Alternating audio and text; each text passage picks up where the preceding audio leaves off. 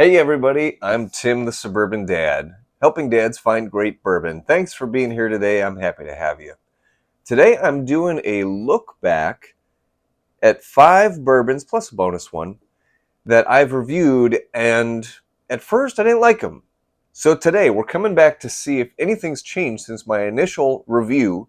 Have things improved? Have they gotten worse or stayed about the same?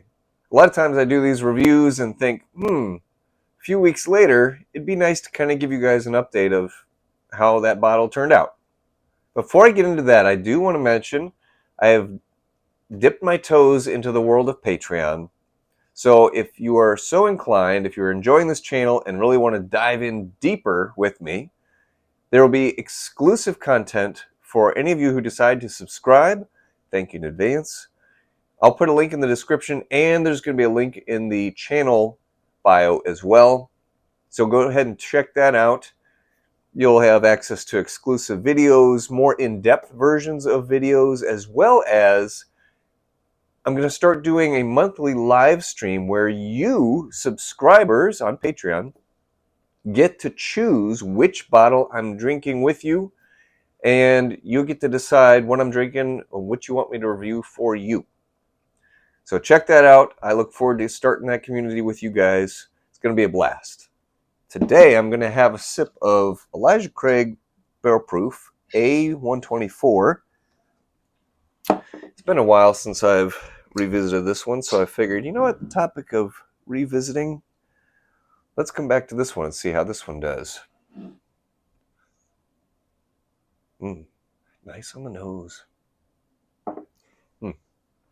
Nice, good old Elijah Craig Barrel Proof. Love it. Warm vanilla, spice, a little bit of fruit in there. So first on my list, we got Booker's Springfield batch. So this is 2024-01, first release from this year. Initially, I didn't care for it all that much in the ranking of Booker's. In my previous video, I talked about it being too oaky. And as I've come back to it, at first, when I take a sip, I think, oh man, this is a good bourbon. It's better than I remembered. And then as I sip more, it's like, oh no, wait a minute. Nope. It's still about the same. It's still got that extra drying oakiness.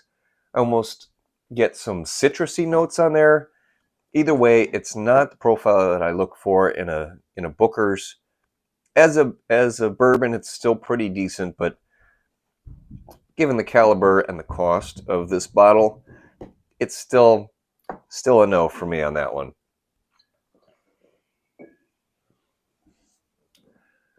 Next up, from 2023, the world's best bourbon, the Representative from Proof and Wood. This one, when I tried it, was very sawdusty, oaky, and as I've come back to it, it's kind of been up and down a little bit. At first, I didn't like it, and then I came back to it and I thought, oh, this is more caramely and better than I remembered. And then I tried it again. I was like, no, there's that sawdust oak again. So the more I come back to it, again, it's still about the same. Really don't care for it all that much. It's great for an old fashioned because it's a little higher proof and it's got a little bit of that spicy oak to it, which I find to be a good quality for an old fashioned bourbon. So to me, that's about all it's good for. Not great for neat drinking. Green River Full Proof. Now, I was very excited when I heard that this was being added to their regular lineup. I like the regular Green River and the wheated quite a bit, so I figured Full Proof was going to be great. My initial tasting, my review in the video, it was too young. It was kind of thin-ish on the palate and the mouthfeel. It did not wow me. I was a little disappointed, to be honest. Now, this is a story of hope. I came back to it, and I believe the very first time I came back to it, I remember thinking, wow, this is better than I remembered. The whole experience was great. Came back to it again. Holy cow, this is really good. The youthfulness that I got on the initial review had mellowed out quite a bit. It was more rich and complex and really a great bourbon. Like, I would go back and buy another one, or absolutely buy a single barrel after this experience. So I just had to get past the initial opening. I know there's a whole bunch of science and debate and discussion about what happens when you open a bourbon and how much air is in there and the neck pour and blah, blah, blah. All I know is, yes, bourbon can definitely change taste over time, and does. The more air is in there, the longer it's been opened, it definitely affects it. So after the initial pour of this one, things got way better. Another throwback from 2023, Larceny Barrel Proof B523. So this one, I loved A123. That was great. Caramel bomb, rich, complex, amazing. This one, it had good tasting notes, but the flavor was so fleeting that it ended up getting a very terrible score in my rating system. And the finish was bad. The mouthfeel was bad.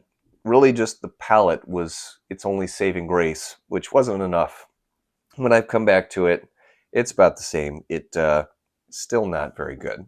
It's been sitting on my shelf down here rather than up in my go-to drinking cabinet upstairs, and it's kind of sat at this level for a while. So I'll have to see. I'll come back to it again and see if it's drinkable neat or if I need to start throwing it in some old fashions. Yellowstone Toasted finish.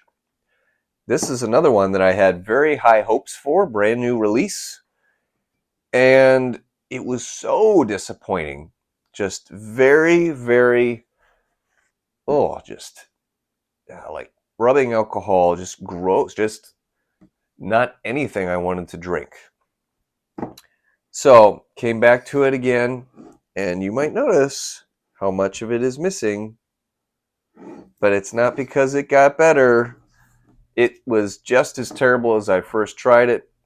So I started putting in some mixed drinks, which shockingly didn't ruin the drink. It was actually okay. But what I did do, and I'll put out a short of this, so keep an eye out for that, I actually used this bourbon to finish with some cherries. So fresh cherries, halved them, put them in a jar with this, just let them sit for about 5 days to a week. And the result was this dark, rich, syrupy looking bourbon. Definitely had some cherry notes to it. Made it a little more palatable, great in old fashions. So check that one out. I wouldn't say that it redeemed the whiskey, but it's more palatable. The remaining little bit that I've got here, I'll probably just throw in an old fashioned or something, or if I have a guest over and they like it, have at it. Absolutely. This A124, by the way, pretty darn good. It's been a while. It's only 119 proof, which is very low for Elijah Craig Barrel Proof, but it's got good flavor to it. All right, so I got one more bottle to go over with you guys. I realize this is not one that I have reviewed officially. I guess just because it's such a common bottle. I'm sure there's dozens of reviews out there. It's not even worth me doing for you guys. Everyone's got their own opinions on it at this point. Without further ado, Old Granddad 114. I love Jim Beam. I love Booker's. I love Knob Creek. I love Old Granddad Bonded. Oh my gosh, so good. I was excited to give this one a try. A lot of people hyped it up. It is not as good as I thought. It's very harsh. It's got a strong alcohol flavor to it. I expected just a ramped up version of the Old Granddad Bonded, which I love. I love Old Granddad Bonded. It's shockingly good, especially at the price. Can't say enough good things about it. My go-to common bourbon used to be Knob Creek, but I really think it's Old Granddad Bonded now, easily. So this one, it is not good neat. It's not. It's not. You can't convince me otherwise. I will fight you over it. It is great in a mixed drink. Great. It's got more punch to it. It's got more spice. It's amazing in an old fashioned. So, while it's not good to drink neat, it is fantastic for a mixed drink. And at, 30-ish bucks, it's decent.